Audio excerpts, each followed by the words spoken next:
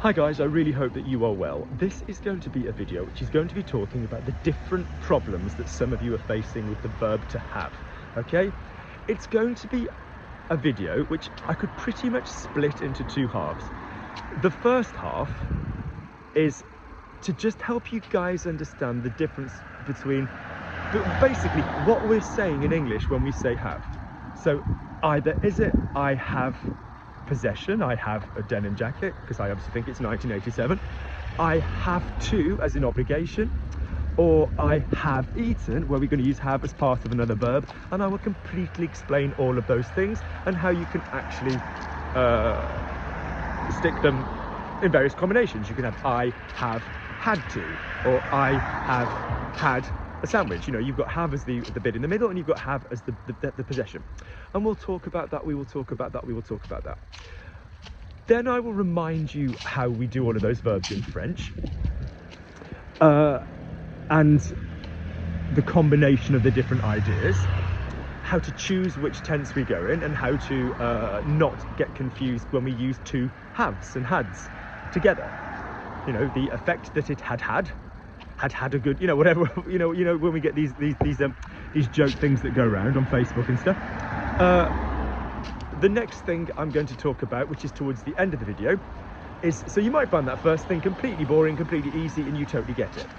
Towards the end of the video, second half, is I'm going to talk about when you have phrasal verbling, where you have the verb to have, and to remember that you can have it in a tense which has an auxiliary.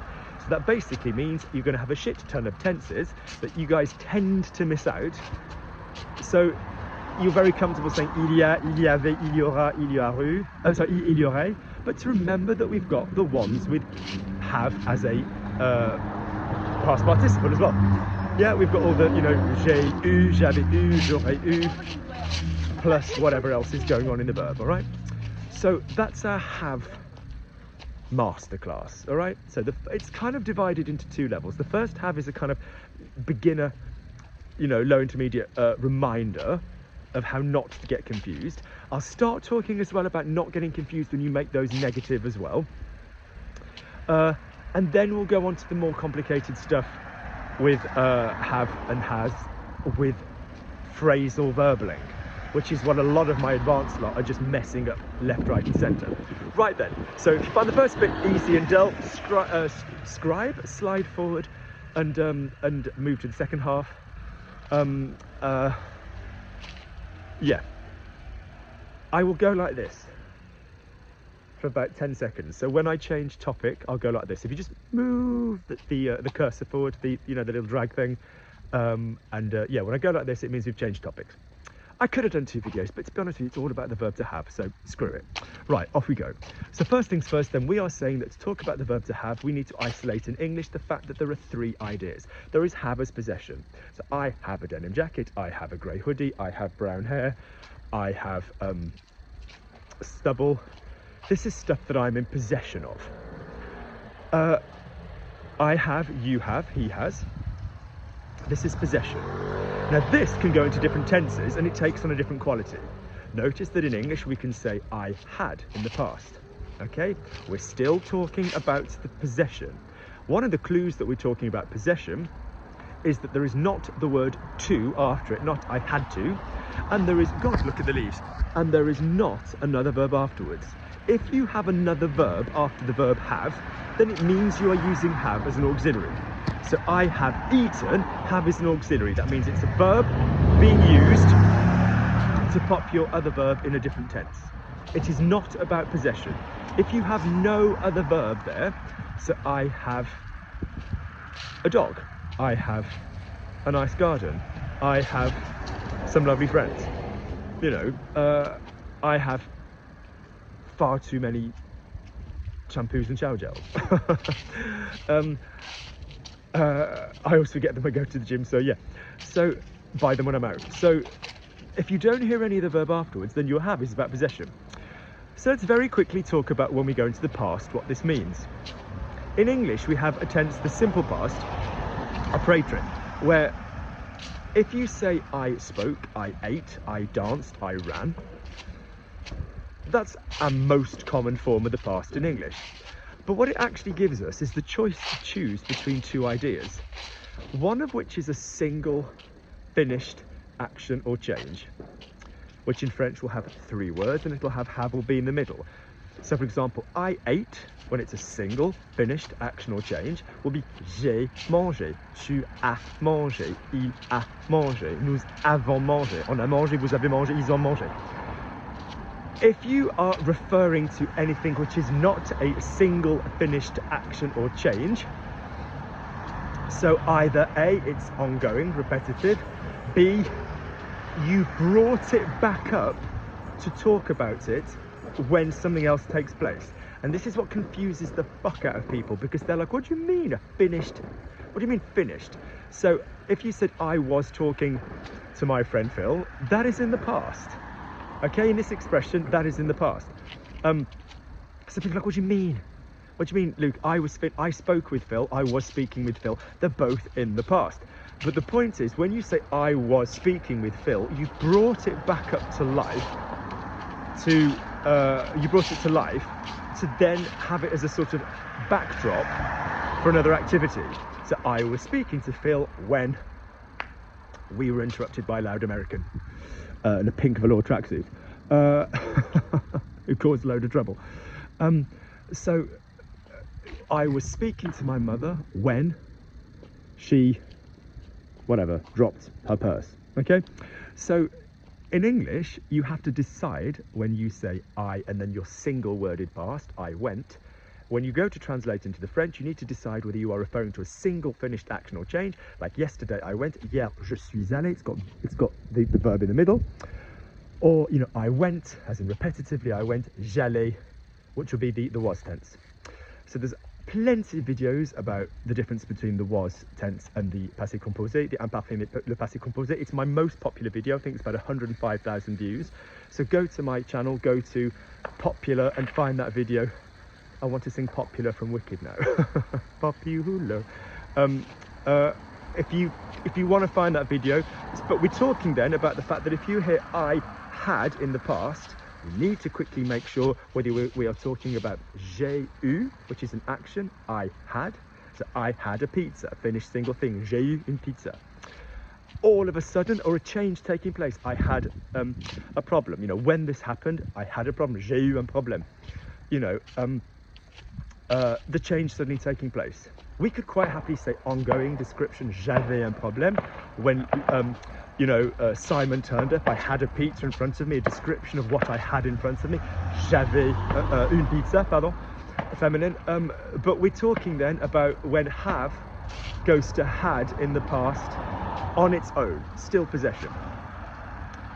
I had a pizza. You might go, but Luke, it's not about possession if it's just fleeting.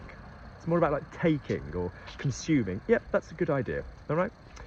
So then we come to the next usage of the verb have, which is basically when we talk about have and has, and had, again, as obligation. So I had to, I have to, and you can exclusively tell that this means the possession idea, sorry, the obligation idea, because it has the word to, the preposition to after it. So I have to leave, she had to leave, we'll have to leave. It's the usage of the word to after it. And when you guys go to translate, you always forget to listen out for this to. And your brain at speed gets confused between, you know, the to as in the I have to do something. You get confused with the to joining infinitive and all of this kind of stuff. So let's talk about that. The verb is in English to have to. Now we know it very commonly as I must, which is an alternative in the present tense. So I must eat, I have to eat. Must is an import from sort of Saxon, you know, Teutonic Germanic language.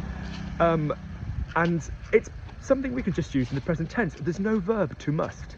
It's not I'm going to must to come, it's I'm going to have to come. Likewise, we can use it in other tenses. We can say I should have, which is this obligation idea, but in other tenses. So we've got this word should going on now, which is obviously linked in English language to would and could. So, but the main verb is to have to. You could do the whole damn thing and to have to. I have to instead of I must. I should, I would have to. Take on different qualities in English, but they're the same thing in French. I would have had to. Or last year I had to. When I saw the, you know, this, I had to. This guy lives 3 doors down from me. He's just going for a walk to the park to train. He's always in shorts. Christmas Day, I drove somewhere a couple of years ago. He's in shorts. This guy's always in shorts. A bit like my dad, actually. So yeah, so to have to with obligation, listen for the two. And this is the verb devoir. Now we have other usages of saying need, like j'ai besoin de, or il me faut. But principally, if you are talking about needing to do a verb, having to do a verb, it's going to be the verb devoir. Devoir can also mean to owe somebody money. But on this occasion, we're going to talk about it as to have to, the obligation, a modal verb. So I have to, je dois. Yeah, I have to, present tense. I had to. Again, listen for the two. I had to. Again, you've got a choice. Are you saying one-off action all of a sudden when I saw the sparkly Christmas jumper, I had to buy it? J'ai dû. I might make that the thumbnail. J'ai dû. It's an amazing sparkly Christmas jumper. J'ai dû. Notice again that we've got the have in the middle, guys. I had to. I have had to. J'ai dû. Likewise, we could go with I had to in the past and it not be a sudden change taking place. It could be je devais, ongoing, imperfect. Je devais. I might just stand here because the light makes me look 22. Je devais. So we've got all the different usages of have with have to. I will have to, fine, je devrais, I would have to, je devrais. All of these things are going on, but notice you've got that cheeky little word to afterwards. So we'll do a roundup of this in a minute. Then we've got have to. Then we've got have as an auxiliary. So this is when you have and has and had as part of another verb. You can completely tell because you will hear another verb afterwards. I have eaten, j'ai mangé. He has eaten, il a mangé. He had eaten, il avait mangé. Notice that we're going into the had in the middle. So when you have in the middle, it is your standard basic bitch past tense. Yeah, I ate, simple past in English, action 1, 2, 3. Pardon the fireworks. I ate, j'ai mangé. You have in the middle. If you say I had eaten, you are changing the middle word to had, but it is still the middle word. In English, this is the pluperfect. This is when, guys, you talk about a tense which is taking place before the other tense in your story. So I drank a coffee this morning. Bad time, Lukey, with the fireworks. I drank a coffee this morning. Some people have a horrible laugh. I drank a coffee this morning. I had, drunk a coffee this morning. It's showing me that it's further back. I saw my friend Christina on Friday. We went for a drink in Covent Garden. I had seen Christina in August, but, I still wanted to see her. So notice in English, this will very commonly be abbreviated into I'd seen Christina in August, but I still want, I'd had a coffee yesterday, morning. I drank a coffee yesterday morning, but I still had another one. So this is when had is in the middle. This is known as the plus que parfait in French, or the pluperfect. So for example, he has eaten, il a mangé, he had eaten, il avait mangé. It could be with the verb to be. He has left, il est parti. He had left, il était parti. So we can have and has in the middle. We could also use have, will have, would have, and all of this business, as you guys will know. So he will have eaten, il aura mangé. He would have eaten, il aurait mangé. He will have left, il sera parti. He would have left, il serait parti. So we have and has in the middle. Now let's come to our third section when we have and has and had in the middle, and the possessive and the obligation. So if I said I have present tense, like I have, brown hair. I have had. Okay, we're okay. Are we accepting that we've got the auxiliary of the verb to have, so I have, and then our main verb here is the verb to have, so I have had. We could say I have eaten, j'ai mangé. We could say I have had, j'ai eu. Notice the past tense of the verb to have is eu, u. Any other time in French you see these letters written eu, most of the time, if I can't think of an exception, you're going to pronounce it like e. Je veux, je peux, tu peux, it's going to be pronounced e. But when you have it in the past, I have had, I had as an action, j'ai eu, tu as eu, il a eu. So if you have I had, I have had, you've got one have for the auxiliary, that's the verb in the middle, and one reference to have, which is about possession. So I have a problem, I have had a problem, j'ai eu. She has had a pizza, so she has a pizza, elle a une pizza. Every Friday she has a pizza. Alors tous les vendredis, elle a une pizza, ou le vendredi, elle a une pizza. She has had a pizza, elle a eu une pizza, elle a pris une pizza, elle a eu une pizza.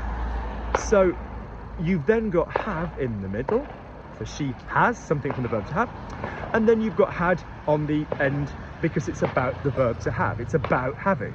It's got two haves if you think about it. She has had. Again, these will often get used to contractions. She's had, he'd had, but we are talking about two hads. Now we can add the word to, we can throw the word to into the equation. So he had had, he had had. So he has had, il a eu. He had had, il avait eu. Double had. One had is showing us that it's in the past, further back, and one had is showing us that it's the past participle. He had had. He had had. Can we just spare a thought for the fact that right now this is just fireworks and people enjoying themselves, but as we speak there are people in the world that literally have this kind of bombing bloody noise in the background for real, and that's just hideous. So he had had, il avait eu. We could also make it about obligation. He has to leave, il doit partir. He has had to leave. Auxiliary, have, and then the past tense of to have to. Il a dû partir. He had to leave. He had had to leave.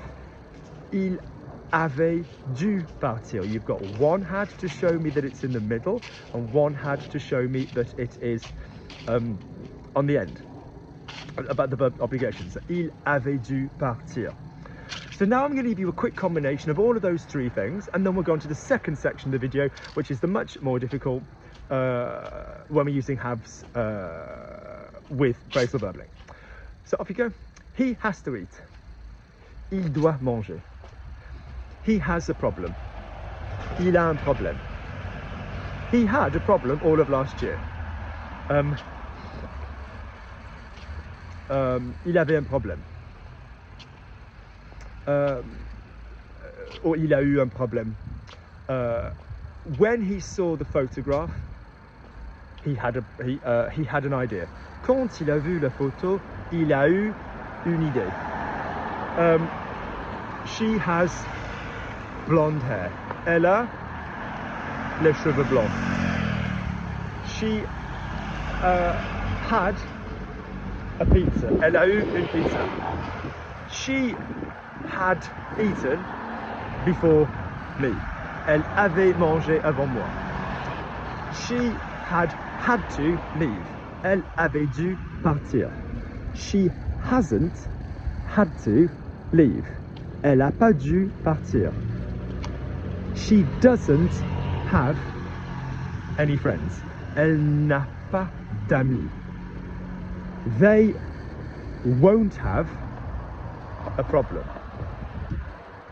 They will not have a problem. Ils n'auront pas de problème. Ils n'auront pas un problème. Ils n'auront pas de problème is better.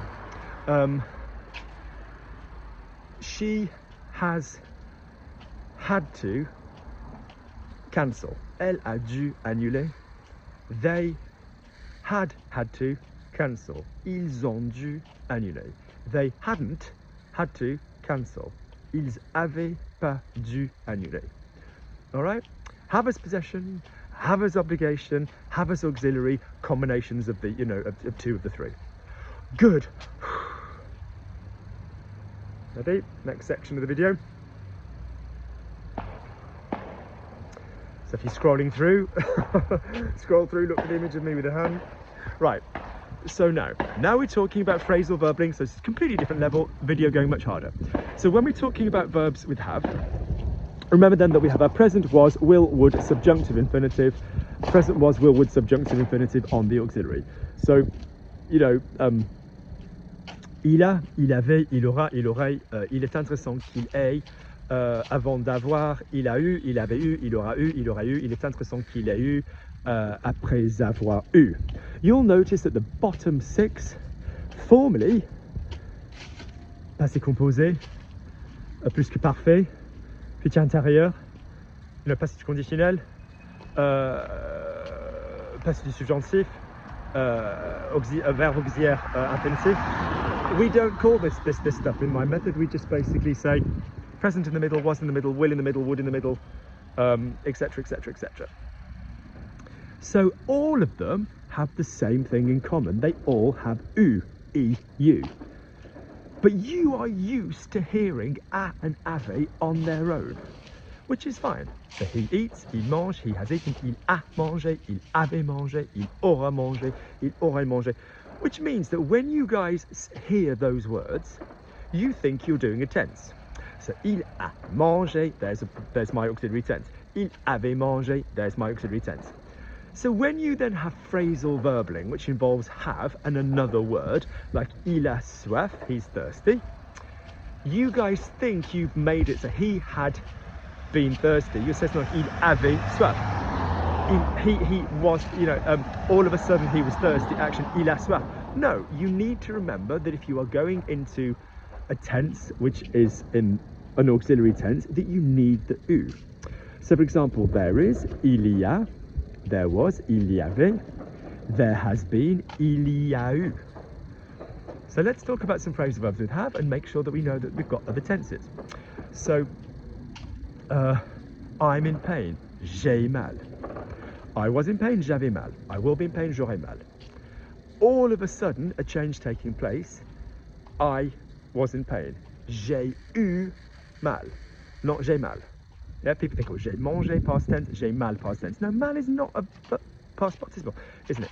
So, j'ai eu mal. She, all of a sudden, she was in pain. Elle a eu mal. Lovely. She, all of a sudden, she'd been in pain. That change had taken place all of a sudden, but prior to another event. So she'd started being in pain and then we went to the hospital. Elle avait eu mal. There's another one of our past participles. She, if I hadn't have given her the wine, she'd have been in pain. I'm not suggesting alcohol is a satisfactory analgesic. Elle aurait eu mal. Yeah. It's interesting that all of a sudden she was in pain. Voilà, c'est bien intéressant qu'elle ait eu mal. After being in pain, après avoir eu mal. These fireworks are beautiful. Après avoir eu mal. So there's that one. Let's use hunger. J'ai faim. I'm hungry. I was hungry. J'avais faim. When I saw the sandwich, which was gluten and I can't eat it, I was hungry. All of a sudden, situation taking place, j'ai eu faim. Yep, j'ai eu faim. I tend to. J'ai tendance. I tended to when I was younger. J'avais tendance. If, when I was younger, I'd tended to do this, I suppose that I would have si j'avais eu tendance. Yeah. If he liked ballet, I suppose he would have tended to do this kind of thing, but he didn't. My brother, you know, he wasn't into that. Il aurait eu tendance à faire ce genre de choses. There's avoir tendance.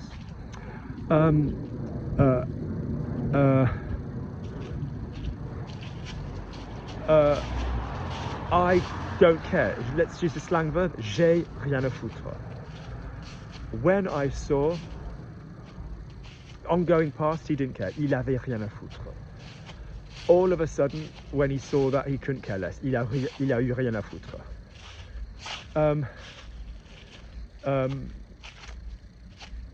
Avoir, j'ai mal, besoin. He needs, let's say he needs the cream for his skin. Il a besoin de la crème. He needed ongoing description. Il avait besoin de la crème. When he got out of the water, all of a sudden he needed